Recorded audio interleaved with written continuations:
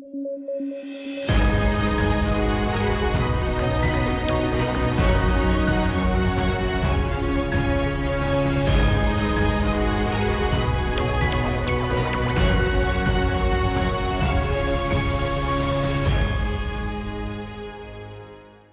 to another edition of DBE TV News. You can watch this bulletin on the DBE TV News YouTube channel, the Department of Basic Education's YouTube channel, and on OpenView channel 122. I am Tsehohajo Moahi. In our top stories this week, the Department of Basic Education explores ways to implement mother tongue learning and teaching in schools. 3 teachers from Mpumalanga remembered in a memorial service. The 3 streams model is being implemented in most schools in the country. And parents are encouraged to participate in the ongoing school governing body elections. Is it possible to teach and learn in one's mother tongue? That was the question during the language policy workshop hosted by the Department of Basic Education and the Department of Higher Education and Training. The Progress in International Reading Literacy study continues to raise concerns about 8 out of 10 learners who cannot read for meaning, possibly because they may not have understood the questions which were asked in English. According to the Basic Education's Deputy Director General for Transformation Programs, Dr. Naledi Mbude Mehana, not using African language as a medium of teaching creates a language barrier for learners whose mother tongue is an African language. We don't produce teachers. It is universities who produce teachers who go and teach reading. So when there's a reading challenge, it's not because of something that only the DBE has not done. It is because universities produce teachers who are not trained to go and teach reading in African languages. So we all accept responsibility for what has not happened in this cycle. Deputy Head at the University of Wits School of Education, Professor Leketi Makalela, said that one of the major challenges around African languages is that there are no specific names for some scientific words. The qualitative observations were quite key, that the learners that we have observed, their identity positions were affirmed. Very confident children that you never see in an ordinary school, where the use is Xhosa fluidly and with English and explaining very, very deep concepts that they understood. We also found out that attitudes are very relative, they change, they're not sacrosanct, that people hate their own languages is oftentimes, again, an overstated myth. We found, therefore, collectively that despite a few implementational and resource challenges that the Eastern Cape experienced, otherwise it had a functioning model that can be modified and replicated nationally. In other words, answering the question whether is it a reliable prototype. And the answer was that yes, it is.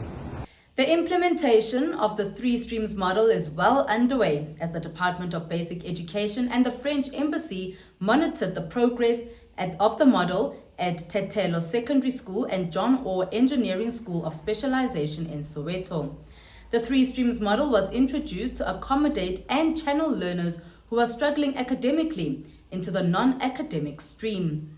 The stream provides for 3 distinct schooling pathways: vocational, academic, and occupational, to increase employability of school leavers and create potential entrepreneurs. Family, friends, and colleagues of the late Thembinkosi Nkosi, Kholwani Sibisi, and Nixon Toga gathered to remember their lives after an accident claimed their lives. The 3 mathematics and science teachers passed away after they were involved in a car accident on their way back from a maths and science workshop which was held in Johannesburg. Mpumalanga Education MEC Bonakele Majuba said they could not have prepared themselves for such a sad and devastating incident. Majuba says that the province has lost the 3 teachers at a time when they are investing in mathematics and science. Learners in Tikontele Secondary School registered a 91% pass rate in physical science and 95% in mathematics. Learners in Masitake Secondary School recorded a 78% pass rate in physical science. This performance rate happened through the efforts and dedication of our late teachers, whom we are paying homage to today. Sbusiso Shekwa, who spoke on behalf of the school governing body, comforted the families and reminded them that this is beyond their will and control. Yena yedwa nguye lo wathi konke asiphakamise intandla tethu siphakamise inhlitiyo tethu sathi ukuthi luhambo lusaqhubeka uNkulunkulu womusa abe nathi sonke sibatali silahlekelwe bantwana bethu balahlekelwe singumphakathi silahlekelwe bathi siyasho futhi siyaphakamisa sithi soldier on masotsha akulwile kulwa lokuhle aliqedzile libanga lawo singawa disappoint ke asibambeni kule nduku bese siyaqhubeka ngoba luhambo lisaqhubeka. Eastern Cape Education Department MEC Fundile Kade has officially handed over the 444 million rand Ube Ludidi Secondary School to the community in Qumbu. The newly renovated school now has a science lab, 4 media centers, a nutrition center and 10 toilets, just to name a few of the upgrades. Kade says that their plan is to restore the dignity of learners and uplift the standard of education in the province through high-quality education and proper learning infrastructure. We are looking forward in ensuring that we uplift the standard of the school, because I just got that there are almost about 400 kids here, which means it's a medium kind of a school that has got a capacity to get almost every kids that have been going for a distance in terms of traveling.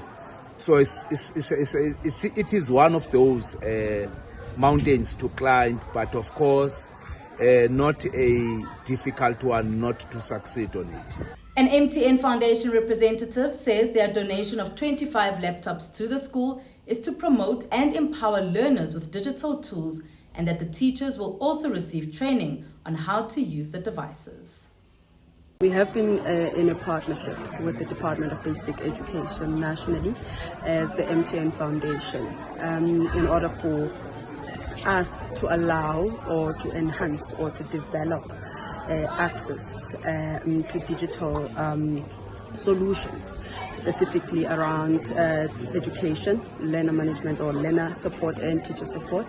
So as part of that partnership, this was a fairly easy decision to actually, partner with the MEC's office in delivering, not just talk about this digital education and digital world and digital skills, but to really deliver tools that will enable learners to really get access to such. The National Council of Provinces is crisscrossing the country for South Africans to make their oral submissions on the Basic Education Laws Amendment Bill. Some clauses in the bill continue to be misunderstood, such as the roles of the school governing body, the issue of homeschooling and religious aspects within a school, just to name a few. James Ndlebe from the Department of Basic Education gives additional details on the bill regarding school governing bodies. We are informed that this bill will take away the right of school governing bodies and you're centralizing power to the state. Our understanding is that, I said the Constitution guides, and the Constitution says there are 11 official languages which have now been increased to 12. Now, if we accept that the Constitution has 12 official languages, why is it that in most of the suburban schools you only find 2 languages, which are English and Afrikaans? Why are we bringing a generation of children that can't speak their mother tongue?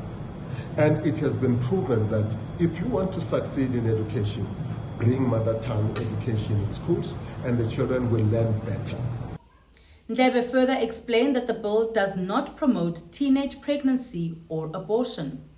If you go to the bill, you're going to find one sentence: the minister must regulate on learner pregnancy. It doesn't say anything else. But then people say that clause will allow people to teach sexuality education. The bill has nothing to do with curriculum. There's no LO there. It's about the management and governance of schools. If sexuality is taught, it's not part of the Bella bill, it's part of the curriculum, which if people want to engage with curriculum issues, it's that part of the curve that they need to deal with. Because we can't repeat one law and put it in another and in another. So the Bella bill will be separate from what happens in the classroom. You don't find anything about abortion in the Bella bill. All it says is that regulate on learner pregnancy. So where people get this information that teachers will be asked to refer children for abortion, it's not. I'm saying again, read the Bella bill. You're not going to find that teachers are going to be forced or else they'll be fired. The school governing body elections have begun and will run for the month of March. Public schools have prepared to host parents and community members interested in taking part in these elections. The school governing body is a statutory body that consists of parents, teachers, and high school learners. Their role is to make sure that all stakeholders play their part in the smooth running of the affairs of the school. Mpumalanga Education MEC Bonakele Majuba urged and advised for a transparent and fair SGB election. As the term of office for the current school governing bodies come to an end on the 31st of March 2024, I take this opportunity to call upon parents and guardians to participate in the upcoming school governing bodies elections to take place from the 1st to the 31st of March 2024. School governing bodies stand in a position of trust towards a school. They play a significant role in ensuring that schools are governed in a manner that advance the interests of the learners and their educators.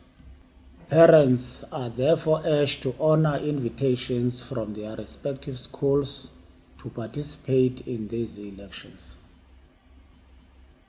These elections must be democratic, free, fair, peaceful, and adhere with the education legislative framework. Meanwhile, in Gauteng, Education MEC Matume Chilwane has discouraged parents from voting for candidates with political agendas. And you know who disrupts our school? You must also avoid those ones that every January we see them trying to get people to stop enough from going to school. Any parent who stops children from going to school is not a good parent. How do one ask us or what happens to the child? A few years down the line, you complain about behavior and how. Or you want to know here. What's that the legitimate inquisition? Oh, tell me, I'm going to go primary school as a school.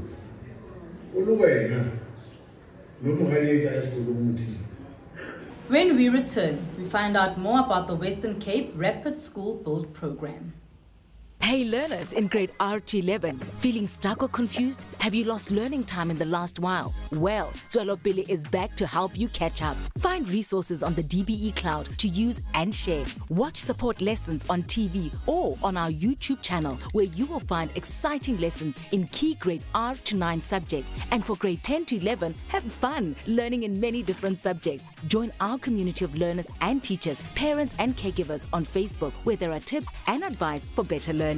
Need help? Contact us via our WhatsApp line and get support on all your subject problems. Stay connected. You can count on us. Check out our website to find out more at www.tswelopele.org.za.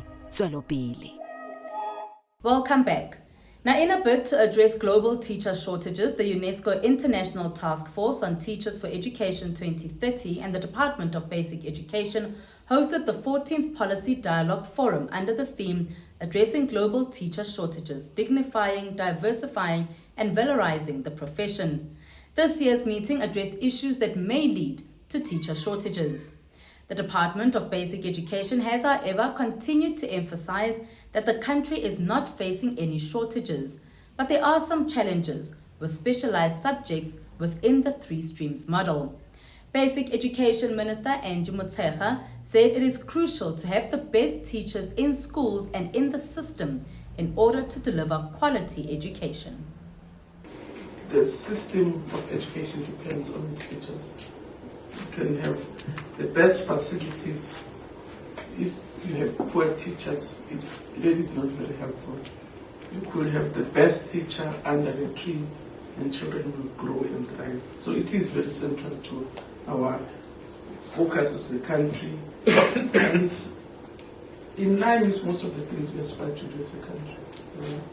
And the lessons we're also getting from the report that you're giving us, there are lots of things that we're going to take home ourselves and then really look at our metrics to say what are the gaps, what do we need to do more, but are also quite willing to share our experiences and resources. The Deputy President of South Africa, Paul Mashatile, encouraged and advised that teachers get exposed to the latest technology and use it to advance their teaching methods for them to remain relevant and efficient.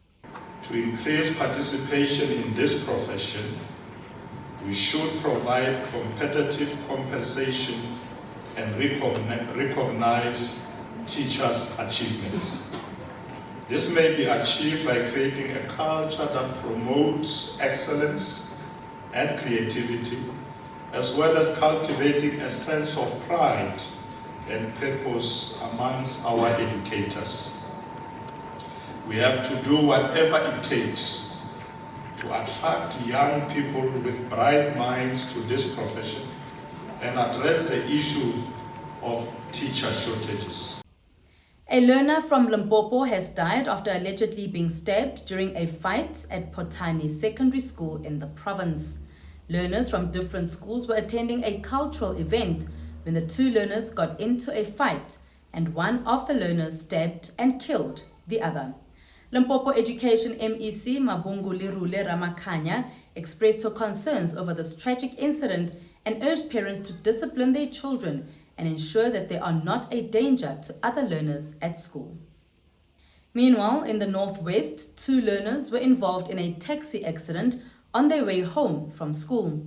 The learners sustained injuries when their taxi and another car collided in Zeerust.